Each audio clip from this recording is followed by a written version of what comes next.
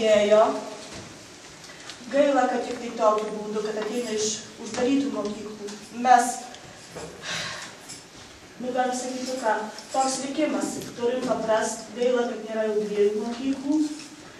Jose ir ten vystėsi kultūrinis gyvenimas ir ten vaikučiai mokėsi. Bet ką reikia gyventi, reikia žiūrėti, kas vyks toliau. Šiandien pas mus bus 33 mokinukai.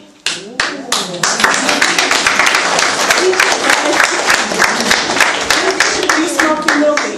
Pačių mažiausių, pas mus vadina nulinukais. Tai pas Lietuvoje sako parašamoji klasė. Tai yra 9. Ne, 9.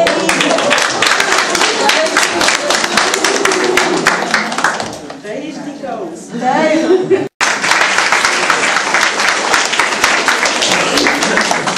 Aš esu Lietuvos ryto korespondentas, dirbu Varšuvoje.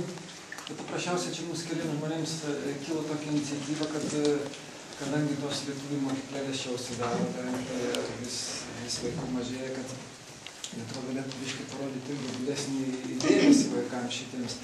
Mes įkūrėm tokią organizaciją, kuri vadinasi Pilietinė iniciatyva. Organizacija, aišku, darys įvairių darbų.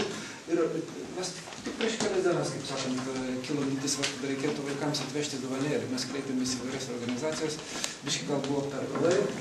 Tačiau kai kurios organizacijos mums davė nors didelis dovanėlį, tai davė Lietuvos tautinis olimpinis komitetas, krepšinio klubas, Lietuvos Rytas, kurie žaidė Eurolygai.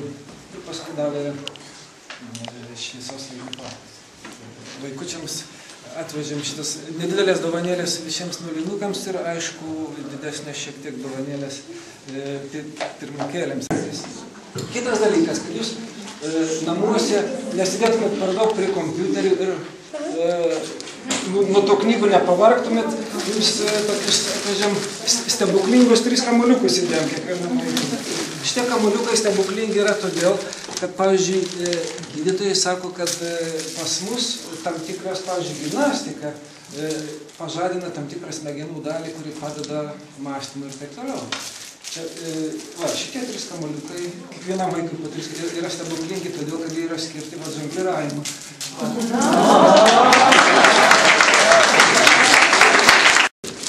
Tai ką jums noris linkėti? Gyvenat Lenkijoje, gyvenat šalia Lietuvos. Šie vaikai yra tokie, kad taptumėt gerais sportininkais ar menininkais, kol gydytojais. Turit daug mokytis, turit klausyti tėvelių. Ko žinosit daugiau kalbų, to geriau, nes šiais laikais visgi be anglų kalbos neįsiversit, ar būsit tikrai gydytojas ar kas. Turit, aišku, mokėti lenkų kalbą, bet ir kur be gyventumėt, ar Varšuvoje, ar Amerikoje, ar ten New York'e, ar Paryžiai. Linkėčiau jums, kad prisimintumėt lietuvių kalbą, kuri yra visgi čia jūsų protėvių tėvų kalba. Nu ką, linkiu ir mokytėms linkiu gerą darbą, ir jums gerą mokslą. Susitarėm, kad pirmokėlius iš Vidugirių, Punsko ir Seinų pirmokėlius pakvies į nemokamas krepšinio rungtynės, Lietuvos Ryto krepšinio rungtynės.